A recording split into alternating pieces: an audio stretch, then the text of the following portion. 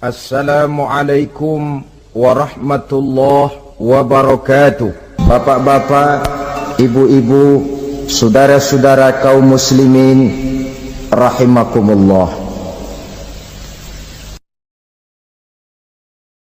Di dalam kehidupan kita sebagai seorang muslim, minimal 5 kali dalam sehari semalam kita mendengar seruan untuk mendirikan solat yang disebut azan.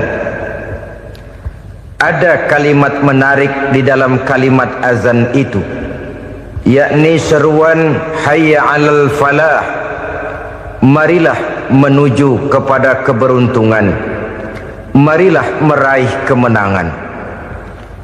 Seruan ini adalah kecenderungan dari setiap manusia, apapun warna kulitnya. Artinya, setiap orang dalam hidup selalu ingin meraih dan mencari kemenangan. Kemenangan akan melahirkan kepuasan batin, dan kepuasan batin memberikan kebahagiaan. Sedangkan kekalahan melahirkan penderitaan batin, dan penderitaan batin menjerumuskan seseorang di dalam berbagai bentuk kerugian. Jikalau inilah seruan azan, maka masalahnya ialah apa yang menyebabkan kita meraih kemenangan.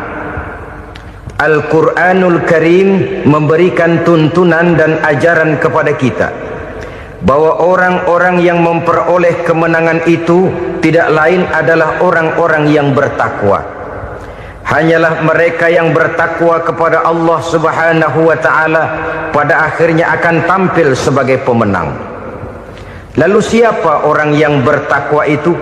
Dijelaskan dalam awal-awal Al-Baqarah, orang yang bertakwa yang akan meraih kemenangan. Pertama, allazina yu'minuna bil ghaib, yaitu orang-orang yang beriman kepada yang gaib, percaya bahwa ada alam yang gaib, alam yang abstrak, alam yang tidak bisa dijangkau oleh salah satu daripada panca indera kita. Mereka percaya dan beriman kepada adanya malaikat, beriman kepada adanya iblis dan jin, beriman kepada adanya alam kubur, beriman kepada adanya alam mahsyar, beriman kepada adanya alam akhirat, beriman kepada adanya sorga dan neraka.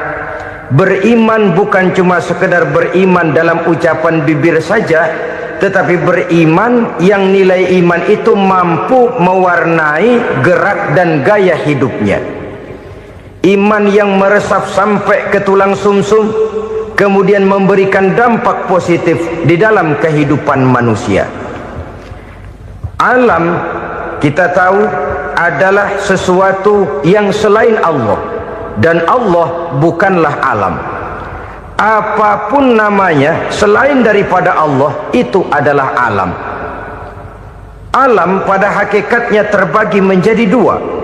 Ada alam syahadah, alam nyata, alam konkret, alam yang bisa dijangkau oleh salah satu indera kita.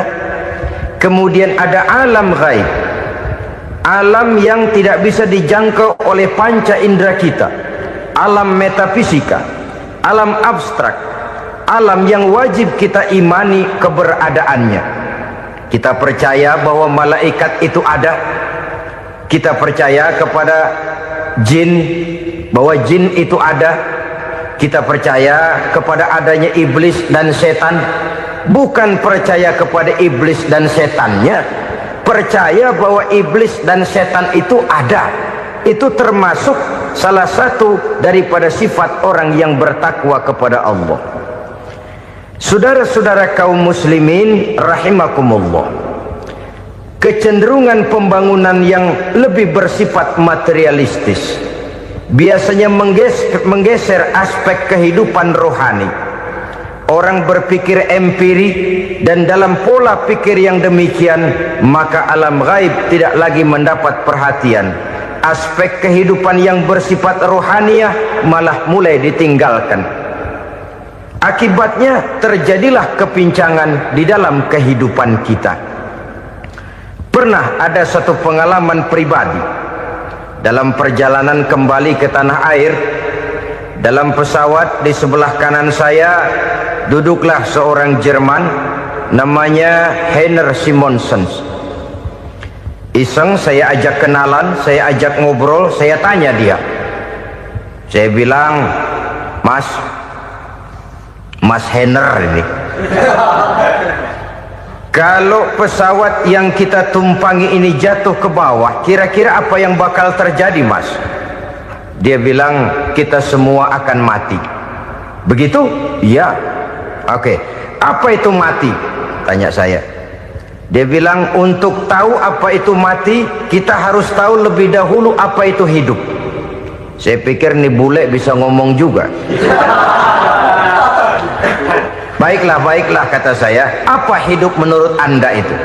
Oh, hidup itu dia bilang, kalau seluruh anggota badan kita bekerja secara normal, paru-paru memompa darah secara normal, jantung berdetak secara normal, sel-sel tubuh bekerja secara fit, dan organisme tubuh hanya mau bekerja secara normal, dia bilang, kalau kita memberi makan yang cukup, menu yang teratur, dan gizi yang lengkap. Saya bilang, kesimpulannya apa, Ner? Dia jawab, hidup adalah dari tangan ke mulut. Life is from the hand to the mouth, kata dia. Hidup adalah dari tangan ke mulut. Jadi masalah hidup tidak lebih daripada masalah isi perut. Orang pergi pagi, pulang sore, peras keringat, banting tulang, perut yang dibelain. Saya bilang, you are wrong. Sampean salah, Ner. Kamu orang Islam bukan? Bukan. Pantas. Kenapa saya salah? Dia bilang, ya jelas salah. Salahnya di mana? Kamu ini manusia. Kalau hidup cuma dari tangan ke mulut, saya bilang, kambing di kampung saya juga begitu pikirannya, Ner. Itu kambing di kampung saya, asal perutnya kenyang, sudah hidup dia. Perkara besok bagaimana, lusa prospeknya macam mana, bulan depan ada apa, kambing nggak pernah mikir. Di kampung saya kambing juga pikirannya begitu. Kamu Kristen ya? Tadinya. Loh kok tadinya, lalu apa sekarang kamu ini? Dia bilang, sekarang saya netral. Saya tidak beragama, tapi saya percaya kepada Tuhan sebagai pencipta alam. Saya ingat benar dia bilang, I haven't any religious, but I believe to God as the creator of the world. Kenapa bisa netral begitu, Ner? Habis saya bingung katanya. Islam bilang Islam baik, Kristen bilang Kristen baik, Hindu Buddha bilang Hindu Buddha baik, semua agama baik. Saya netral sekalian, nggak beragama. Yang penting saya percaya kepada Tuhan. Saya bilang, Ner, kamu ini kayak orang mau beli celana, lalu bingung. Yang satu bilang Levi's bagus, yang satu bilang Blue Jean hebat, yang satu bilang Wool England hebat. Celana ini hebat, celana itu bagus, celana ini hebat, semua celana bagus, kamu bingung. Akhirnya netral, tidak pakai celana. Itu juga salah. Saya pikir-pikir, kemudian saya melihat bahwa dua pola berpikir Heiner ini nampaknya sudah mulai menggejala di lingkungan masyarakat bangsa kita. Disadari atau tidak, secara jujur kita harus berkata, dua pola pemikiran Heiner ini mulai berkembang di tengah masyarakat bangsa kita. Pertama, pola pikir materialisme. Hidup adalah dari tangan ke mulut. Masalah hidup tidak lebih masalah isi perut. Itu yang perlu dibela, dan disitulah arti kehidupan.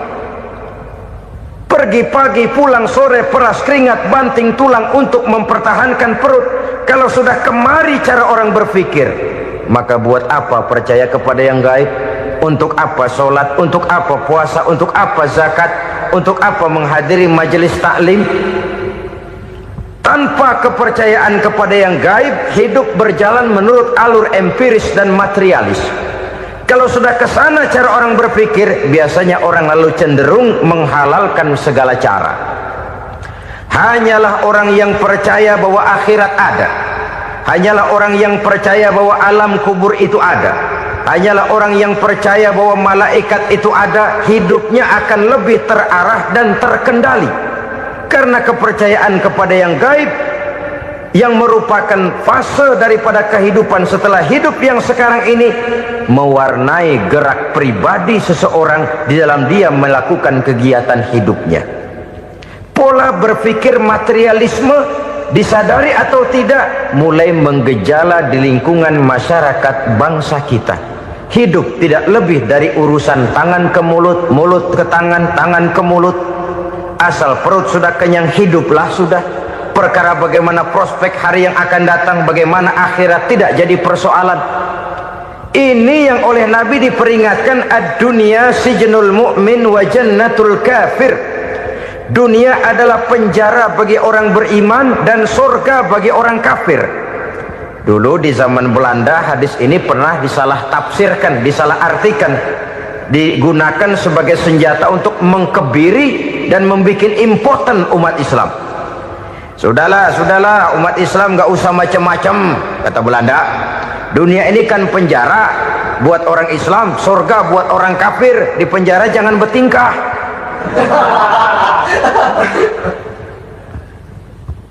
Pengertiannya tidak begitu. Dunia adalah penjara bagi orang mukmin. Artinya dalam kehidupan dunia seorang mukmin tidak bebas memperturutkan hawa nafsunya. Di penjara hawa nafsunya itu. Sebaliknya, surga bagi orang-orang kafir.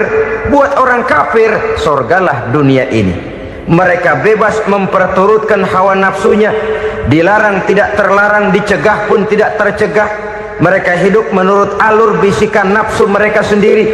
Kemudian bila ajal datang, maut merenggut nyawa, selesailah surganya sampai di situ. Maka bagi orang-orang yang tidak percaya kepada adanya akhirat, kepada adanya alam gaib, surganya sebatas umurnya. Sekali lagi, surganya sebatas umurnya.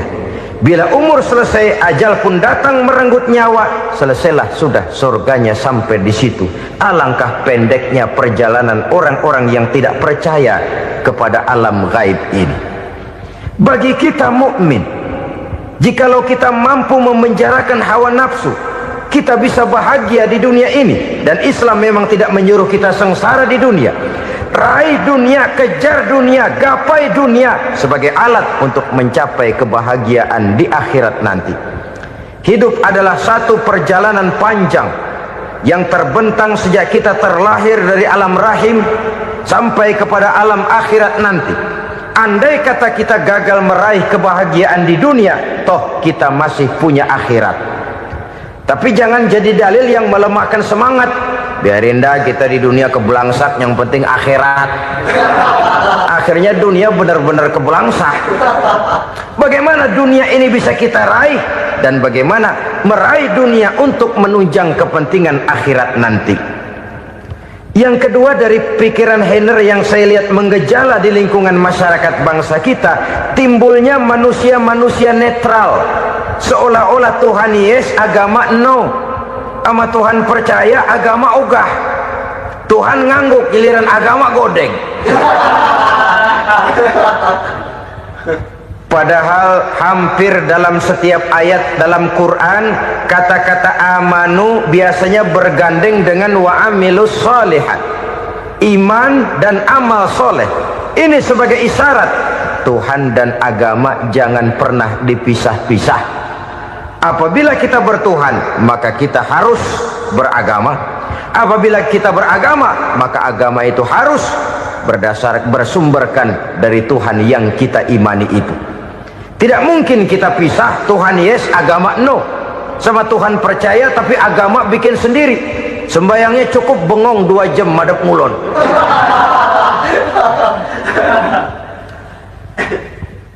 Saudara-saudara kaum muslimin rahimakumullah.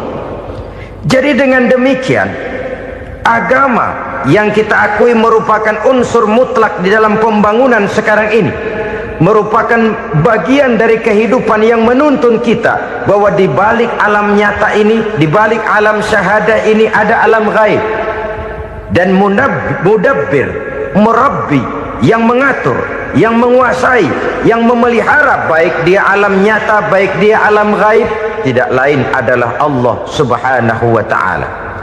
Di sana ada satu super power, satu maha kekuatan yang kita perlu bersandar kepadanya. Sebagai makhluk nyata yang hidup di alam nyata, berbuatlah secara nyata sebagaimana harusnya kita berbuat. Karena Islam jelas bukan agamanya orang pemalas. Islam jelas bukan agamanya orang yang mengajarkan setelah selesai sholat boleh duduk nggelenggem ayam-ayam ndelohom, menghitung bintang di langit sambil menunggu keajaiban. Tidak. Islam adalah agama yang mengajarkan apabila sholat sudah selesai kamu kerjakan, bertebaranlah di permukaan bumi, cari karunia Tuhanmu. Jangan hidup berpangku tangan menunggu keajaiban, karena hidup bukan undian. Jangan berharap untung besar tanpa mau peras keringat. Tapi di sebalik itu toh kita juga harus yakin bahwa di sisi usaha nyata yang kita lakukan ada satu super power, satu maha kekuatan gaib yang menentukan berhasil dan tidaknya usaha kita. Kepercayaan kepada hal semacam inilah yang mendorong kita untuk mempunyai sandaran vertikal, agar jikalau usaha ini berhasil, kita tidak lupa diri dan lupa daratan. Jikalau usaha ini gagal, kita tidak putus asa dan buruk sangka, tidak cupik pandangan dan sempit hati, tapi mampu melihat persoalan dengan kacamata putih sambil husnuzon kepada Allah Subhanahu wa ta'ala. Kita percaya malaikat itu ada yang namanya Raqib dan Atid, mengawasi gerak hidup kita sampai kepada gerak hati kita. Ini memberikan sugesti agar kita berhati-hati, tidak sejengkal tanah pun kita bisa berlindung dari pengawasan Raqib dan Atid. Ada munkar nakir yang akan menyoal kita di alam kubur. Ada malaikat Malik, penjaga neraka. Ada malaikat Ridwan yang menjaga surga. Kita percaya kepada adanya jin, kita percaya kepada adanya setan, iblis. Percaya kepada adanya, bukan mempercayai si setan, si iblis lalu menjadikannya sebagai teman. Tidak. Percaya bahwa mereka itu ada dan merupakan makhluk Allah yang gaib yang diciptakan Allah Azza wa Jalla. Kepercayaan kepada alam gaib memberikan motivasi terhadap gerak lahir manusia, sehingga dengan motivasi kepercayaan kepada yang gaib, gerak lahir jadi lebih terarah, jadi lebih terpelihara. Pernah seseorang bertanya, "Pak, apakah adanya akhirat bisa dibuktikan secara ilmiah?" Saya bilang tidak bisa, tidak bisa. Kenapa? Karena yang berangkat nggak pernah pulang kembali lagi. Kalau dia pulang kemari bisa kita tanya bagaimana enak di sono. Cuma secara moral saya katakan, lebih beruntung orang yang percaya kepada akhirat daripada yang tidak. Sekarang saudara percaya akhirat ada, lalu saudara baik-baik di dunia, sholat, puasa, zakat, menolong orang lain, menebarkan kebajikan. Saudara mati, andai kata akhirat tidak ada, toh dalam hidup saudara sudah berbuat baik, paling tidak nama saudara akan dikenang sebagai orang baik. Sebaliknya, saudara percaya, kata saya, bahwa akhirat tidak ada, lalu hidup semau-maunya, tenggelam dalam maksiat dan munkarat, menentang Allah, tidak mau ruku dan sujud, lalu saudara mati, kemudian akhirat ada, ayo mau apa? Bekal tidak punya. Jadi secara moral lebih beruntung orang yang percaya kepada adanya akhirat daripada yang tidak percaya. Dan itu alam gaib yang tidak bisa dibuktikan secara eksat. Jangankan untuk membuktikan seperti itu, dalam kehidupan sehari-hari saja yang kita rasakan tidak selalu berbentuk toh. Angin, bagaimana sih bentuknya angin? Kita tidak tahu. Merah, buktinya kalau dikerok merah. Yang merah itu kulit, yang kulit kita bukan anginnya. Sakit, rasa sakit itu ada, tapi bagaimana bentuk sakit kita nggak pernah tahu. Kalau kita makan cabai pedas, bagaimana bentuk pedas itu tidak ada, tapi rasa ada. Bentuk pedas hijau, cabenya bukan pedasnya. Tidak semua yang kita rasakan bisa kita gambarkan dalam bentuk yang konkret. Oleh karena itu, sekali lagi bahwa kepercayaan kepada alam yang gaib mampu memberikan satu sugesti yang menata kehidupan seseorang lebih lurus, lebih terarah, dan lebih terkendali. Maka wajar kalau kepercayaan kepada yang gaib mengantarkan seseorang untuk meraih kemenangan. Kenapa? Dia percaya kepada yang gaib, bahwa akhirat ada, bahwa alam kubur ada, bahwa pertanggungan jawab itu ada. Maka dia lalu tidak hidup saenae udele dewe gitu loh. Tidak hidup menurut seleranya sendiri, terarah, teratur. Ini cirinya yang pertama. Orang bertakwa yang akan meraih kemenangan, mereka beriman, mereka percaya kepada yang gaib. Bahkan hal-hal konkret saja selalu berangkat dari yang gaib.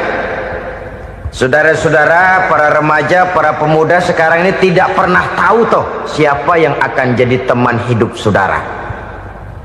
Kita bisa saja ngerancang, mentargetkan, tapi toh akhirnya yang namanya jodoh bukan kekuasaan kita. Rezeki di luar kemampuan kita. Begitu juga ajal, maut, jodoh, ajal adalah contoh-contoh konkret bahwa pada akhirnya yang gaiblah yang menentukan. Bertahun-tahun ngelancong, emang jodoh seret, nggak jadi.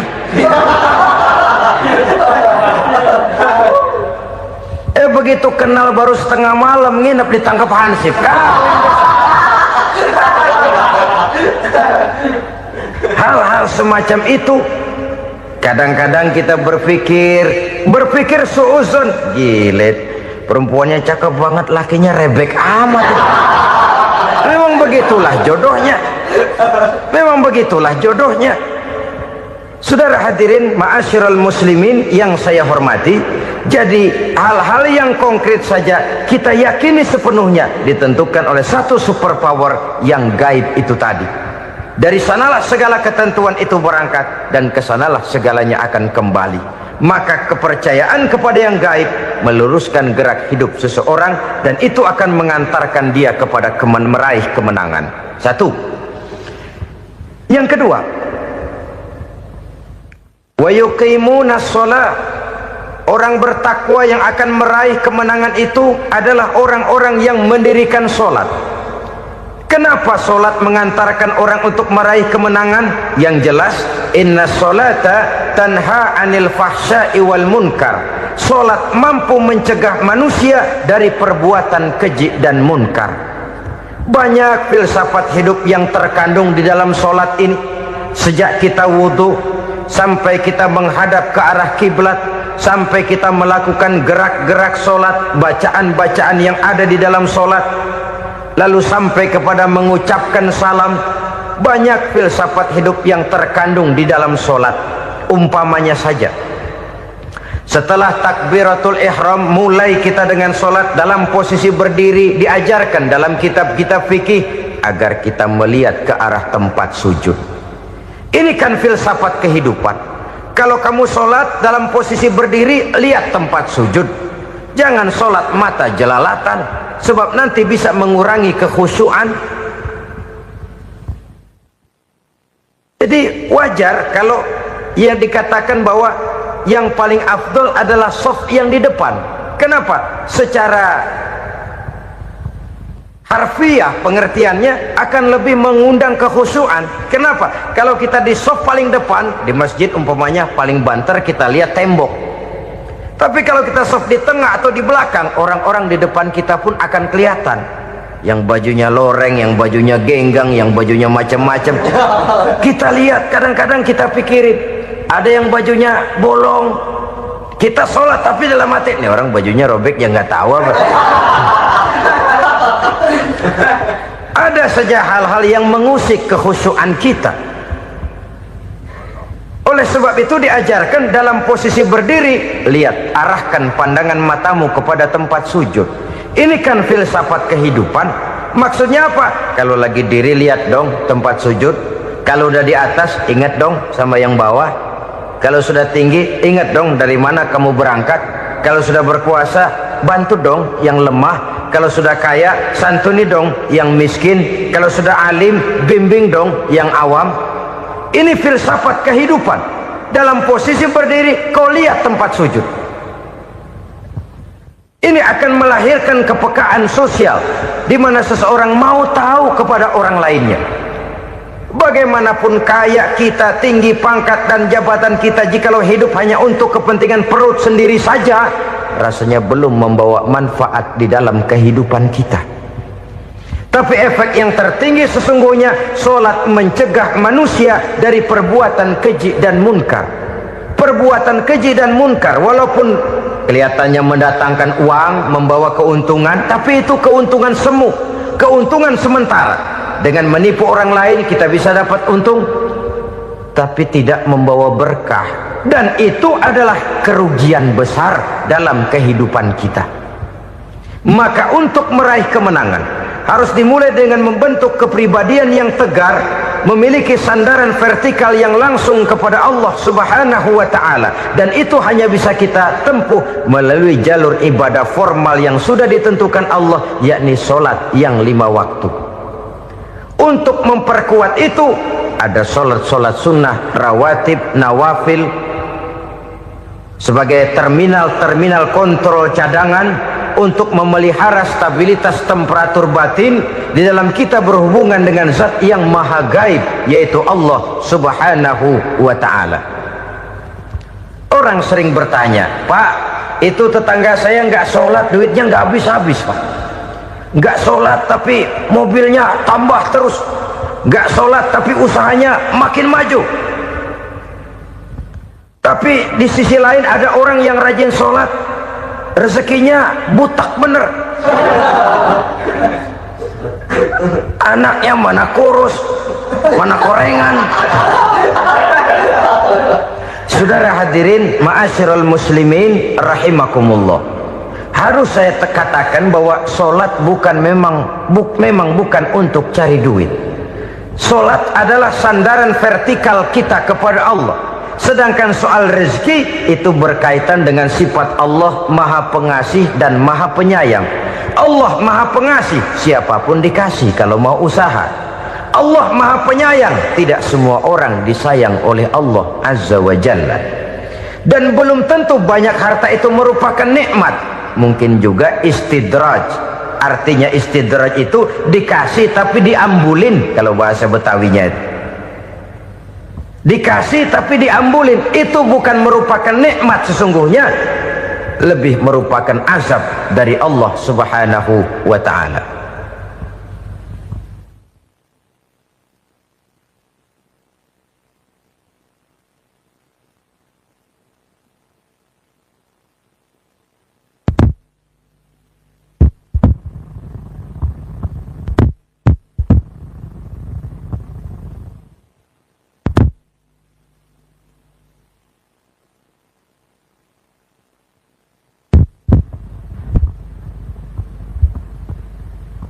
Agama mempunyai sistem solat, dan kita umat Islam telah dituntun oleh Allah Subhanahu wa ta'ala yang wajibnya 5 kali dalam sehari semalam mendirikan solat, dan itu tentu berada dalam jangkauan kemampuan manusia.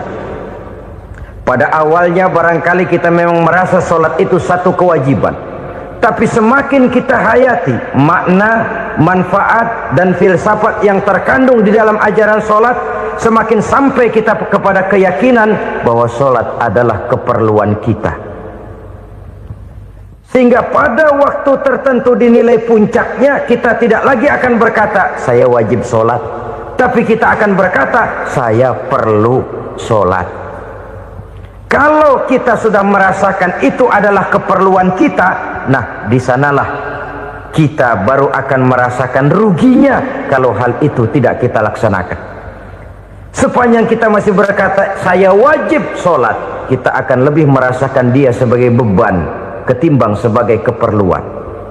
Yang jelas Allah tidak memerlukan ibadah yang kita laksanakan ini. Dengan kata lain,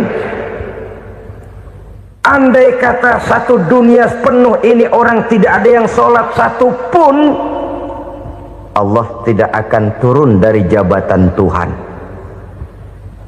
Jangan lalu berpikir kalau kita ngambek se-RW kagak sembahyang Tuhan tekor kali ini ya. Tentu tidak. Itu perlunya kita, bukan perlunya Allah. Dan pada induknya kita akan berkata, saya perlu agama. Kalau secara induk kita sudah memerlukan agama, maka konsep-konsep yang ada di dalam ajaran agama itu pun adalah juga merupakan keperluan kita. Baik dia bernama sholat, baik dia bernama puasa, baik dia bernama zakat, baik dia bernama haji, seluruhnya adalah keperluan kita. Dan sesuatu yang kita perlukan apabila tidak kita laksanakan akan melahirkan kerugian di dalam kehidupan. Jangan heran kalau kita membaca riwayat perjalanan hidup para salafus soleh, orang-orang soleh. Ada yang tahajud sampai 100 rakaat, ada yang sholat malam kakinya sampai bengkak. Kita sekalinya bengkak biri-biri. Ada yang sholat membaca surah dalam Al-Quran sampai khotam Quran. Kok mau? Mereka sudah merasakan itu keperluan. Itu saja soalnya. Satu saat pun jikalau kita merasa bahwa itu keperluan saya, kita pun akan melaksanakan seperti itu. Keperluan saya dalam kehidupan. Inilah yang kedua. Yang ketiga, orang bertakwa yang akan meraih kemenangan itu, wa mimma razaqnahum yunfikun. Mereka membelanjakan sebagian daripada rezeki yang diberikan Allah kepada mereka. Mereka infakkan di jalan Allah. Ada satu dialog menarik. Satu hari seorang anak muda bertemu dengan seorang kakek-kakek yang sudah dikenalnya baik. Bertanyalah anak muda ini, "Kek, umur kakek berapa tahun?"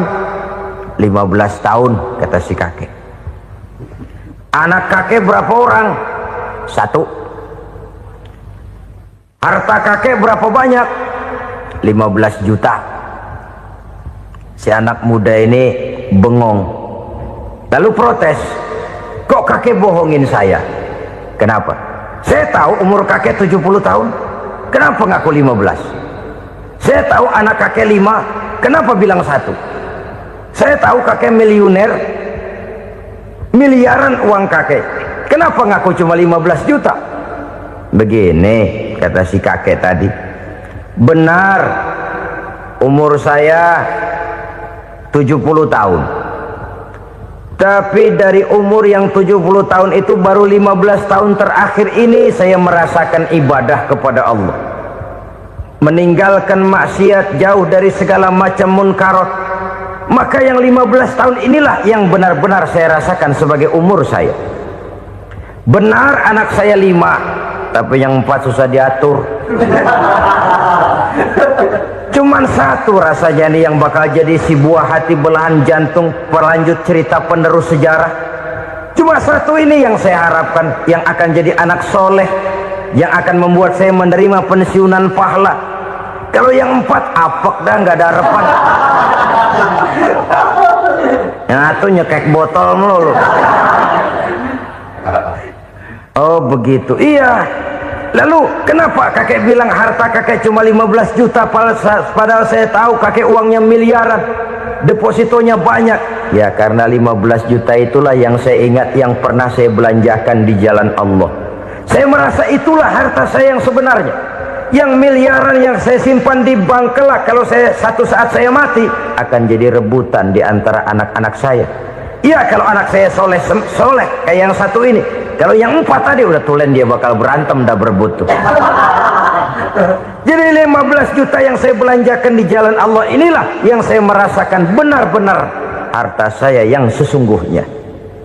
Dialog ini patut menjadi bahan renungan kita bersama. Diberikan kita umur 40, 50, 60, 70, 80.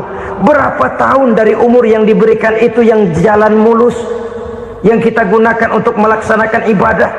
Banyak harta kita simpan di bank, di lemari, di dompet, di tas. Tapi berapa yang sudah kita depositokan di jalan Allah yang akan menemani kita di hari kita kembali nanti? Maka orang bertakwa yang akan meraih kemenangan, wa mimma razaqnahum yunfikun, mereka membelanjakan sebagian dari rezeki yang diberikan Allah di jalan Allah subhanahu wa ta'ala. Ma'asyiral muslimin rahimakumullah, zahirnya memang kita memberikan kepada orang lain, tapi hakikatnya kita menyimpan untuk diri kita sendiri. Kita memberikan kepada yatim piatu 25.000, zahirnya kita memberikan si yatim, hakikatnya kan kita cuma nyimpan. Saya berikan, titip kepadamu, ini untuk saya di akhirat. Kau boleh belikan baju, kau boleh belikan untukmu makan, kau boleh bayarkan sekolahmu, ini untuk saya. Hakikatnya kita nyumbang masjid 1 juta, zahirnya kita berikan kepada panitia masjid, tapi hakikatnya kan cuma titip 1 juta ya, untuk saya di alam kubur nanti. Silahkan kau boleh belikan semen, ini uang, belikan besi, belikan pasir, saya cuma sekedar titip untuk kepentingan saya. Hakikatnya kita cuma sekedar menitip. Sebagaimanapun pada hakikatnya, apapun yang kita miliki dalam kehidupan kan cuma sekedar hak guna pakai, bukan hak milik mutlak. Harta kita, rumah kita, kendaraan kita, kebun kita, pabrik kita, hak guna pakai saja. Hak milik mutlak cuma untuk Allah subhanahu wa ta'ala. Saudara-saudara kaum muslimin rahimakumullah, ini yang ketiga. Kemudian yang keempat, orang-orang bertakwa yang akan meraih kemenangan, allazina yu'minuna bima unzila ilaika, mereka yang beriman, mereka yang percaya kepada apa yang telah diturunkan kepadamu Muhammad, ay Al-Quran, yakni Al-Quranul Karim. Setelah percaya kepada yang gaib, mendirikan solat, kemudian menginfakkan sebagian dari rezeki yang diberikan Allah, mereka juga lalu percaya kepada yang diturunkan terhadap Nabi, yaitu tidak lain Al-Quranul Karim. Sekali lagi di sini, percaya bukan hanya sekedar percaya saja, tetapi percaya lalu menjadikan Al-Quran itu sebagai pedoman hidup. Sebab memang Al-Quran itu adalah GBHM, garis-garis besar haluan muslim. Apa yang harus kita lakukan, apa yang harus tidak kita lakukan, bagaimana mestinya kita bertingkah laku dan berbuat, seluruhnya tercantum di dalam Al-Quranul Karim. Itu sebabnya ketika satu hari Aisyah ditanya bagaimana akhlak Rasul, beliau menjawab, kana Rasulullah sallallahu alaihi wasallam khuluquhul Quran. Akhlak daripada Rasulullah tidak lain adalah Al-Quran. Jawaban simpel ini memberikan gambaran bahwa keseluruhan daripada konsepsi Quran sudah diterjemahkan dalam kehidupan Rasulullah sallallahu alaihi wasallam.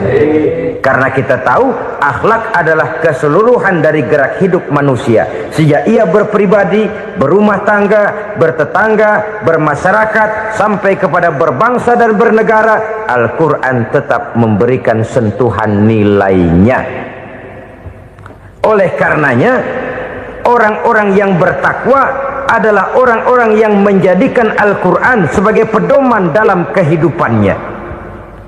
Dan kita yakini Al-Quran diturunkan kepada Nabi Muhammad bukan merupakan produk Nabi Muhammad. Isi dan redaksinya langsung dari Allah subhanahu wa ta'ala. Kemudian cirinya yang kelima, orang bertakwa yang akan meraih kemenangan itu, wa ma unzila min qablika, tidak hanya sekedar percaya kepada yang diturunkan terhadap Nabi Muhammad yaitu Al-Quran, mereka juga percaya kepada apa yang pernah diturunkan kepada para nabi, kepada para rasul sebelum Nabi Muhammad.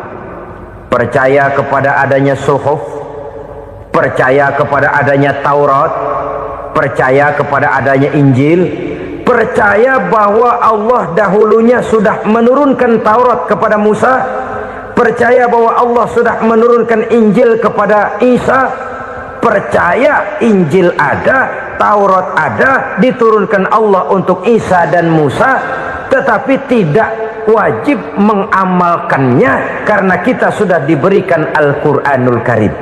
Ini yang perlu saya garis bawahi. Kita percaya Allah telah menurunkan Injil dahulu kepada Isa.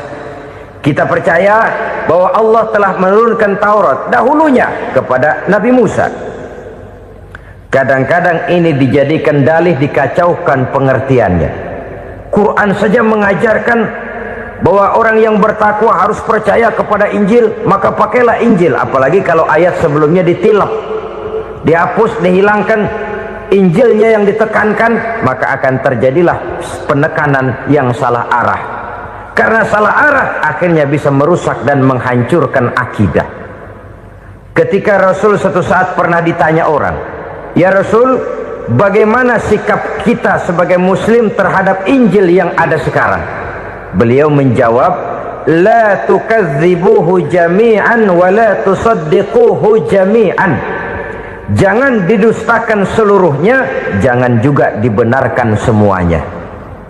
Artinya, ini sudah merupakan gambaran dari Rasul bahwa dalam Injil yang ada sekarang masih ada ajaran-ajaran tauhid yang dibawa oleh Nabi Isa dan diajarkan kepada umatnya.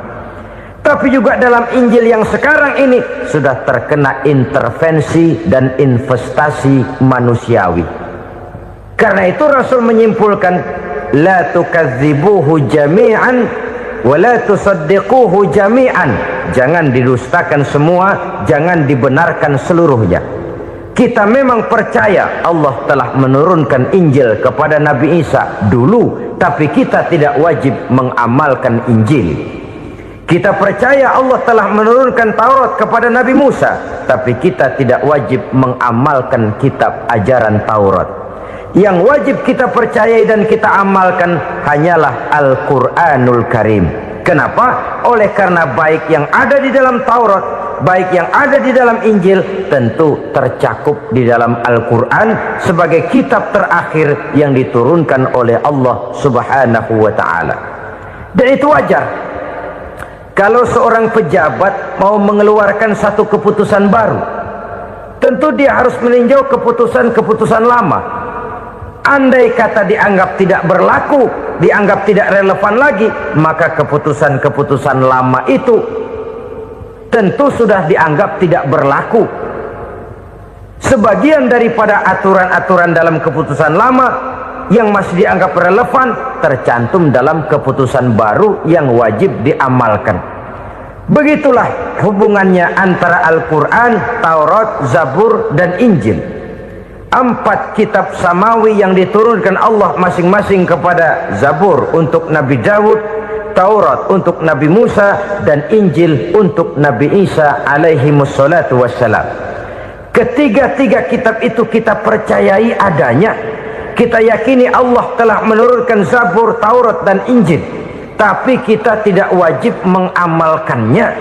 Yang wajib kita mengamalkannya sekarang ini tidak lain hanyalah Al-Quranul Karim saja, karena ia mencakup apa yang ada di dalam Zabur, apa yang ada di dalam Taurat, dan apa yang ada di dalam Injil. Keotentikannya bisa dipertanggungjawabkan. Ya, tapi kan Nabi Muhammad sudah mati 14 abad yang lalu, dan di zaman beliau Al-Quran kan belum dikodifikasikan, belum ditulis. Bagaimana keotentikannya bisa dipertanggungjawabkan? Mudah saja.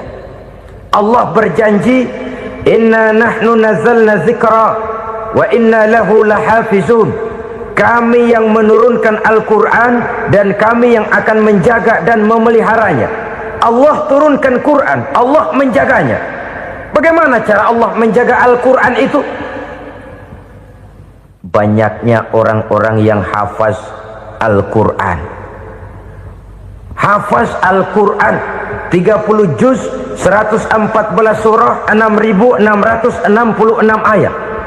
Sehingga jangankan satu kata Jangankan satu ayat, satu kalimat saja berubah sudah akan timbul reaksi dan mudah dimengerti. Kenapa? Banyak orang-orang yang hafaz Al-Quran. Sedangkan pada setiap akhir tahun biasanya malaikat Jibril selalu mengadakan checking terhadap ayat-ayat yang diturunkan pada waktu itu. Di zaman Nabi sendiri sudah ada usaha kodifikasi. Dan yang lebih luar biasa lagi, sampai hari ini tidak seorang pun mampu membuat satu ayat saja semacam Al-Quran. Ke bahasa manapun dia diterjemahkan, naskah aslinya tetap ikut, rujukan dasarnya tetap ada. Berdasarkan itu maka tidak mungkin terjadi penyelewengan terhadap atau pemalsuan terhadap ayat-ayat Al-Quranul Karim. Kesuciannya, keotentikannya, kemurniannya bisa dipertanggungjawabkan. Ma'asyiral muslimin rahimakumullah. Oleh karenanya, konsepsi dasar daripada ajaran Islam ini memang tidak lain adalah Al-Quran dan Sunnah. Isi daripada agama Islam yang merupakan iman, Islam dan ihsan, konsepsi dasarnya tidak lain adalah Al-Quran dan Sunnah Rasulullah Sallallahu Alaihi Wasallam. Maka yang kita perlukan sekarang ini adalah terjemahan Al-Quran di dalam kehidupan kita. Dengan demikian, maka gaya kehidupan yang lebih Qurani itulah yang kita dambakan. Kita perlu memang terjemahan Quran dalam bahasa Inggris, dalam bahasa Belanda, dalam bahasa Jepang, tapi yang lebih kita perlukan adalah terjemahan Quran di dalam kehidupan kita. Konsekuen, tidak memanipulasi, ringan sama kita jinjing, berat sama kita pikul. Jangan kalau lempengan ayat Quran tuh kira-kira enak diamalin, keras teriakan kita. Giliran kira-kira ayat Quran itu mukul kepala kita sendiri, diam kita. Itu ciri yang pernah disindir Allah dalam awal-awal Baqarah juga itu. Ciri beragamanya orang yang munafik. Kullama adha'a lahum masyawfi, kata Allah, wa iza azlama alaihim qamu. Apabila terang mereka jalan, apabila gelap mereka berhenti. Artinya kalau kira-kira di Islam nguntungin, rame-rame pada teriak Islam. Tapi ketika diminta untuk berjuang, ketika dituntut untuk berkorban, rame-rame mengundurkan diri. Nasib agama tidak ubahnya seperti daun pisang yang dikait orang di tepi jalan lantaran tak berpayung di ketika hari hujan. Manakala hujan usailah sudah, daun itu pun dicampakkan di tepi jalan, diinjak pula orang nan lalu. Artinya orang menjadikan agama cuma sebagai lipstick, decoration only, tidak konsekuen. Hanya pada saat-saat kelihatannya Islam membawa keuntungan, rame-rame orang teriak-teriak tentang Islam. Tapi jikalau diminta berjuang, jikalau dituntut untuk berkorban, biasanya rame-rame juga mengundurkan diri. Jangan heran kalau mayoritas hitungan kita, tapi minoritas peranan kita.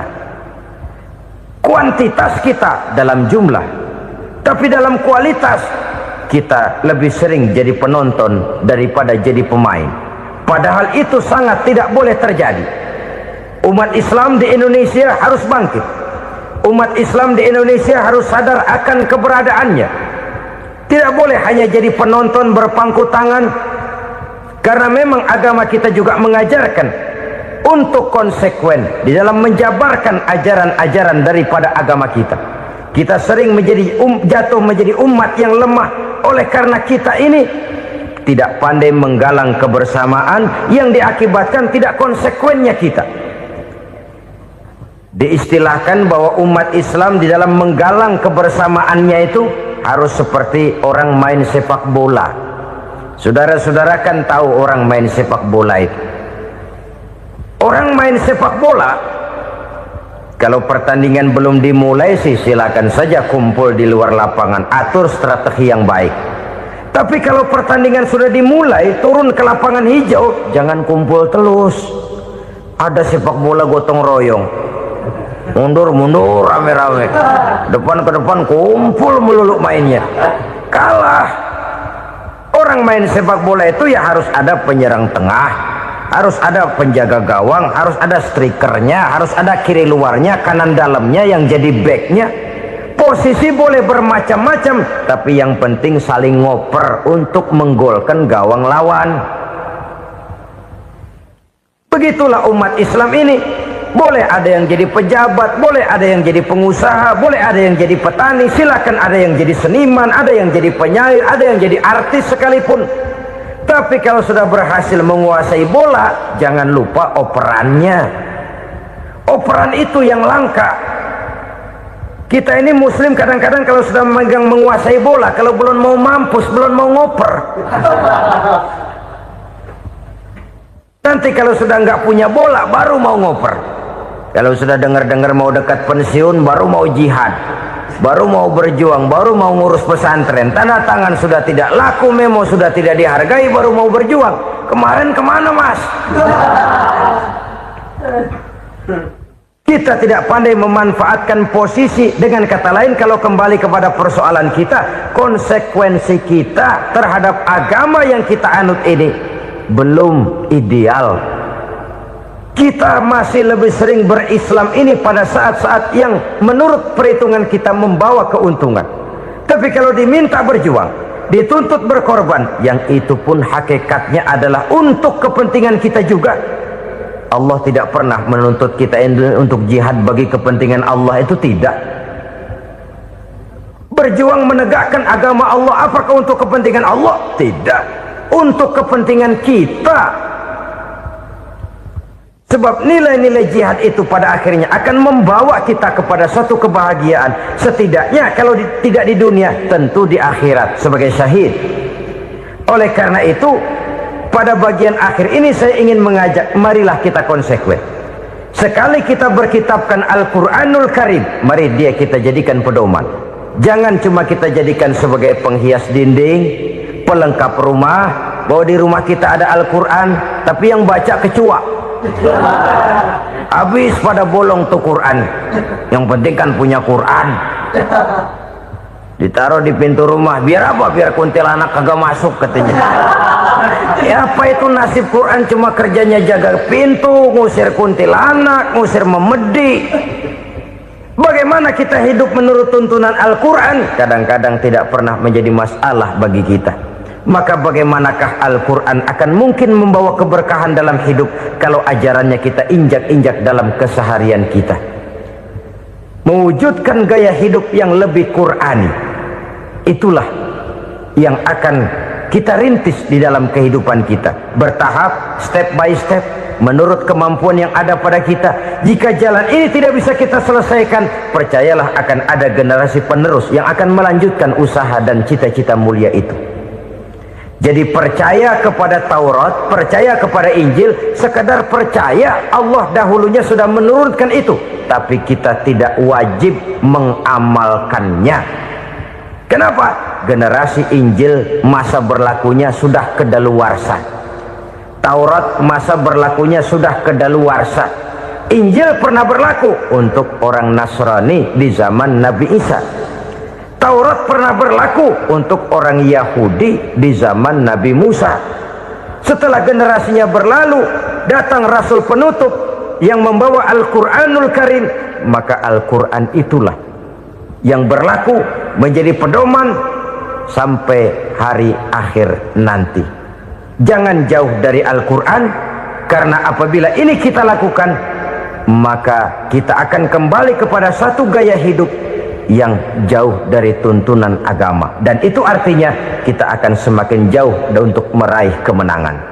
Saudara-saudara kaum muslimin rahimakumullah, yang keenam, yang terakhir, orang-orang bertakwa yang akan meraih kemenangan itu wabil akhirati hum yuqinun. Mereka percaya, mereka yakin seyakin-yakinnya akan adanya hari akhir,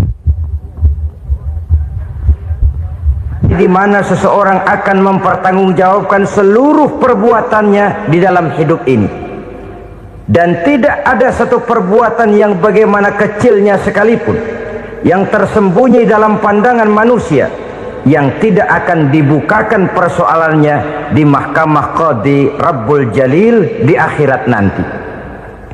Itulah sebabnya maka percaya kepada akhirat disebut secara khusus. Padahal di awal tadi sudah dijelaskan yu'minuna bil ghaib, percaya kepada alam gaib, dan alam gaib ini termasuk akhirat.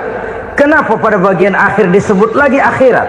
Karena ternyata bahwa kepercayaan kepada adanya akhirat merupakan induk dari kepercayaan terhadap adanya malaikat, setan, jin dan lain sebagainya, dan akan lebih memberikan sugesti dalam kehidupan manusia untuk meluruskan gerak hidupnya. Jikalau satu saat tergerak hati akan berbuat kejahatan, ingin mencuri, sadarlah, awas ada akhirat. Sebab kalau kita cuma teriak awas ada polisi, itu cuma tertunda sementara. Begitu polisi meleng, embat. Kalau kita ingin berbuat jahat cuma berteriak awas ada hansip, cuma sementara ketika hansip itu ada. Tapi kalau ceritanya awas ada akhirat, mau menyeleweng awas ada akhirat, mau berjudi awas ada akhirat, mau mencuri awas ada akhirat. Keyakinan yang akan meluruskan gerak hidup manusia sehingga gerak itu jadi lebih terarah dan terkontrol, tidak merugikan baik diri sendiri, lebih-lebih orang lain. Ternyata bahwa kepercayaan kepadanya adanya hari akhirat sanggup menjadi sumber daya kontrol dari kehidupan manusia, sehingga ia tidak terjebak dalam perbuatan maksiat dan munkarat. Saudara-saudara kaum muslimin, inilah saja yang kita bicarakan pada pertemuan kali ini. Semoga Allah subhanahu wa ta'ala memberikan kekuatan zahir dan batin kepada kita untuk dapat meraih kemenangan dengan beriman kepada yang gaib, mendirikan solat, membelanjakan sebagian dari rezeki yang diberikan Allah, percaya kepada Al-Quran, beriman kepada kitab-kitab yang diturunkan sebelum Al-Quran, lalu meyakini adanya hari akhirat. Terima kasih atas segala perhatian, mohon maaf atas segala kekurangan.